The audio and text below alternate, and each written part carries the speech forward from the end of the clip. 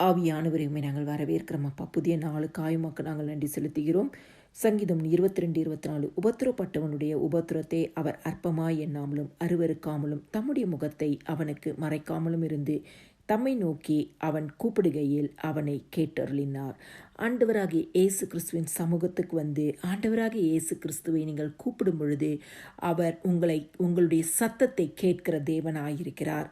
உபத்திரப்பட்டவனுடைய உபத்திரத்தை அவர் அற்பமாய் எண்ணாத தேவன். நீங்கள் உபத்திரத்துக்குள்ளே கடந்து போய் கொண்டிருக்கீங்க என்று சொன்னால் ஆண்டவர் அதை ஒரு நாளும் அற்பமாய் எண்ண மாட்டார். ஐயோ, என்னுடைய மகன் என்னுடைய மகள் இந்த உபத்திரத்திற்குள்ளே கடந்து போய் கொண்டு இருக்கிறார்களே என்று சொல்லி நீங்கள் எந்த காரியத்தில் தேவ சமூகத்தில் நின்று ஜெபிக்கிறீங்களோ கர்த்தர் உங்கள் ஜெபங்களை கேட்டருளுவார். அது சீக்கிரத்தில் நீங்கும் இந்த லேசான உபத்திரவம். ஆண்டவர் சொல்கிறார், உங்களுடைய உபத்திரவம் அதி சீக்கிரத்தில் நீங்கி போய்விடும் என்று சொல்லி கர்த்தர் சொல்கிறார். உங்களுடைய ஆண்டவர் தம்முடைய முகத்தை உங்களுக்கு மறைக்கவே மாட்டார். நீங்கள் எந்த சூழ்நிலை தேவ சமூகத்தில் போய் நின்று ஆண்டவரே நான் உபத்திரப்பட்டு கொண்டு இருக்கிறேன் என்று சொல்லி ஜெபிக்கிறீர்களோ ஆண்டவர் அவருடைய முகத்தை மறைக்காதபடிக்கு, ஆண்டவர் தம்முடைய பிரசனத்தை உங்களுக்கு மறைக்காதபடிக்கு, ஆண்டவர் தம்முடைய செவிகளை உங்களுக்கு மறைக்காதபடிக்கு நீங்கள் கேட்கிற எல்லா ஜெபங்களுக்கும் விண்ணப்பங்களுக்கும் பதில் தருவார். அவர் சகலவற்றையும் கேட்டு விட்டார் என்று சொல்லி நீங்கள் விசுவாசிங்க.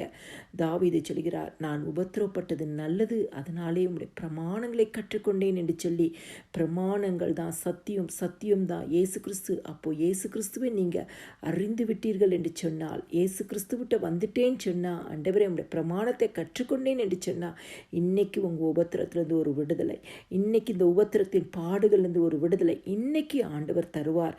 அது சீக்கிரத்தில் நீங்கும் லேசான உபத்திரத்திற்காக ஆண்டவர் இந்த நாளில் இந்த வார்த்தையை உங்களுக்கு கொடுக்குறாங்க. உங்கள் உபத்திரங்கள் மாறும், உங்களுடைய சூழ்நிலைகள் மாறும், உங்களுடைய எல்லா காரியங்களும் மாறும். ஆண்டவர் தம்முடைய முகத்தை உங்களுக்கு மறைக்காதபடிக்கு கர்த்தர் உங்கள் வாழ்க்கையில் பெரிய காரியங்களை செய்வார். எல்லா துதியும் கனமும் ஸ்தோத்திரமும் மகிமையும் என் ஆண்டவராகிய இயேசு கிறிஸ்து ஒருவருக்கே செலுத்துகிறேன். ஆமேன்.